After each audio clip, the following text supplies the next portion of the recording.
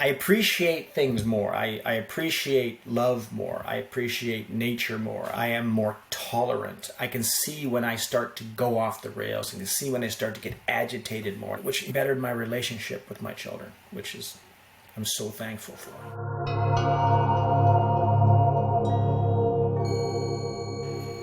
Yeah, what was my life like before the psychedelic experience? I have a great life. I mean, I had successful. I'm a dentist. I went through multiple years of post-secondary education and had a great career and good income, and I had a good family. I have 2 young kids. But when I grew up as a child, I was brought up Roman Catholic, altar server, that whole 9 yards. A lot of fear of the supernatural.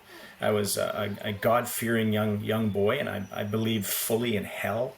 I believed that if I thought certain things or did certain things, or my mind strayed, that I would certainly go to hell, and the devil and demons and my opportunity for being possessed was an actual fact that I could, that I was walking this knife edge between salvation and damnation. And I grew up my whole childhood being extremely fearful. Around age 12 or 13, I decided something came into my mind that it didn't all add up.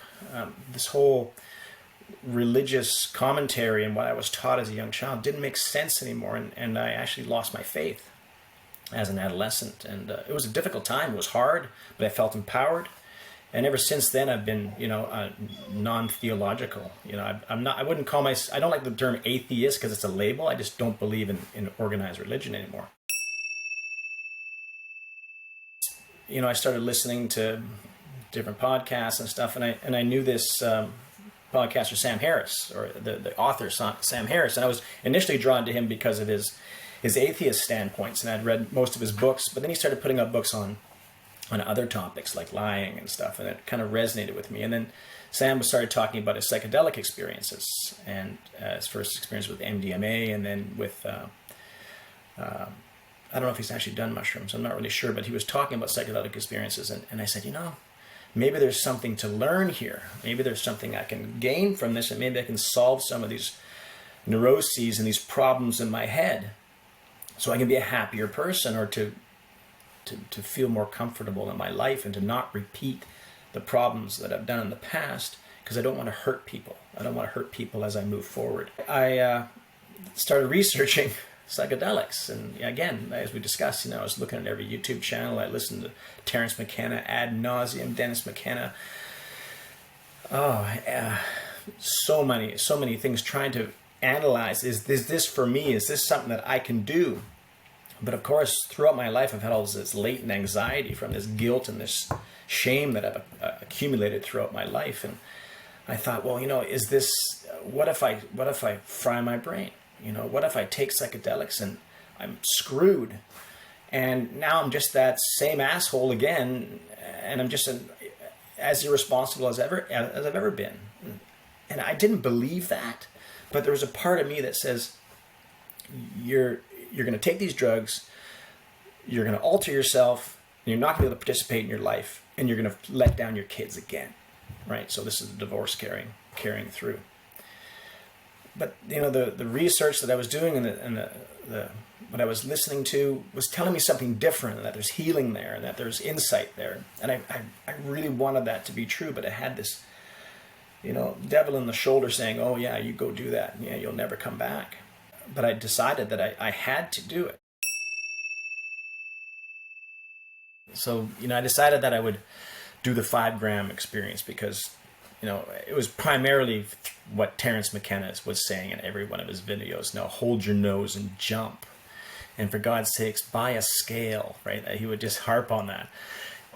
Don't take pissant amounts, because you get stuck in the birth canal. You don't get through the front door. And I'm the kind of person who wants to have control, and I want to hang on to reality, and heaven forbid if I slip, and I difficulty in surrendering. So I wanted to take enough that I had no choice. You could have chained me to reality, and I would have broken those chains. And I just said, it's going to do it or not going to do it. So we took the 5 grams, and about half an hour later, I started to feel the agitation, a little bit of anxiety.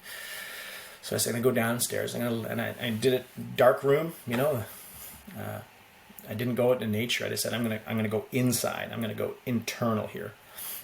And laid down in the bed, and a lot of anxiety started coming out. A lot of like, I just felt like the energy inside me. And so I actually had a little puff of cannabis because that helps with my anxiety, and it did help with my anxiety. And then there's a small period of time that is kind of missing. Like, I don't know if that was 1 minute or 2 minutes or 15 minutes, but I then came through, and I was breathing very heavily, like a lot of breath coming through, and I felt this energy inside my body, and I was having these pretty amazing closed eye visuals. And I think I was starting near the peak of the trip, and I mean, there's so much to say. I mean, it's almost impossible to describe.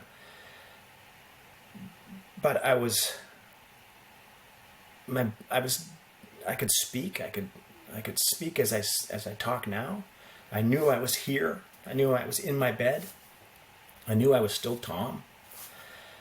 But everything else was completely obliterated. It was reality as I knew it was entirely changed. I had incredible feelings of bliss, of gratitude, of incredible love.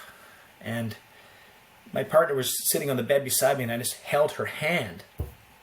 And I held her hand against my face, and all I could feel was her hand, and really what she didn't, like the sternal word was kind of dissolving a little bit. I remember just holding her hand, and I was sobbing with this gratitude.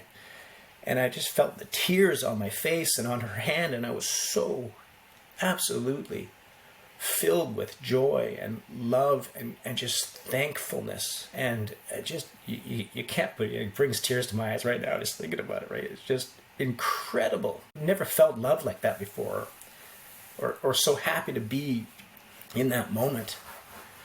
And I said, "Hey, I'm having a good trip." And she says, "Yeah, I'm happy for you." And I was just so beautiful. And I was I had, as the trip continued, I had all these questions that I had about life and about realization and about consciousness. I had all the answers. It was all there. But you'd expect this complex answer about consciousness and about yourself, and it was the exact opposite. It was the most simple explanation for everything. It just came down to a fine point of simplicity, of that everything is absolutely okay. No matter what happens, everything is okay. And all the good and the bad that you've experienced in your life, everything is okay.